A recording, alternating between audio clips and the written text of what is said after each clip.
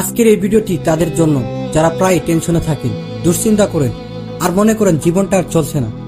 বন্ধু, শুনে রাখো, প্রতিটি মানুষের জীবনেই সমস্যা আছে, কিন্তু পার্থক্য সেখানে নয়।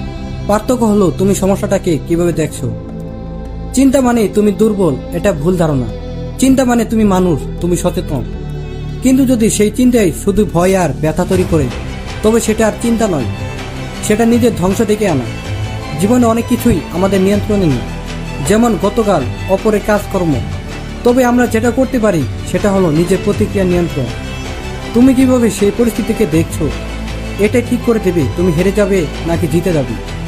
তোমাকে একটা ছোট গল্প বলি। এক জঙ্গল ঘেরা এলাকায় দুইজন ভিক্ষুক থাকতো। একদিন ঝড়ে তাদের কুড়ে ঘরের ছাদ উড়ে গেল। একজন সারা রাত কাঁদলো, অভিযোগ করলো, বলল, জীবন আমাকে সবকিছু থেকে বঞ্চিত করেছে।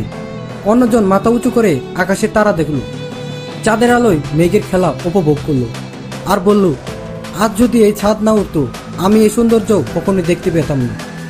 ধন্যবাদ উপরওয়ালাকে, তুমি আমার চোখ খুলে দিলে। দেখো, পরিস্থিতি ছিল এক, কিন্তু একজন বেছে নিয়েছিল হতাশা আর অন্যজন বেছে নিয়েছিল কৃতজ্ঞতা।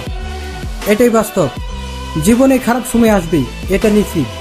কিন্তু তুমি যদি ঠিক করো, আমি পরিস্থিতিকে বদলাতে না পারলে আমি নিজের মনোভাব বদলাবো, তবে তুমি প্রতিদিন একটু একটু করে জয়ী হতে শুরু করবে।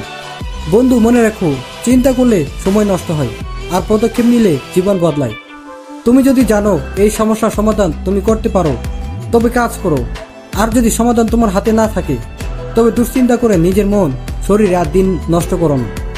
আজ থেকে প্রতিজ্ঞা করো, পরিস্থিতি যাই হোক না কেন, মনকে ভাঙতে দিবে না। তুমি পারবে, কারণ তুমি একজন যোদ্ধা। শেষে একটা কথাই বলবো, চিন্তা তোমার সময় নষ্ট করে, তাই চিন্তা না করে পজিটিভ মনে করো। ভিডিওটি ভালো লাগলে লাইক করো, শেয়ার করো, কমেন্টে লিখো, আজ থেকে আমি আর দুশ্চিন্তা করব না। এমন আরো মোটিভেশনাল ভিডিও পেতে চ্যানেলটি সাবস্ক্রাইব করো। আল্লাহ হাফিজ।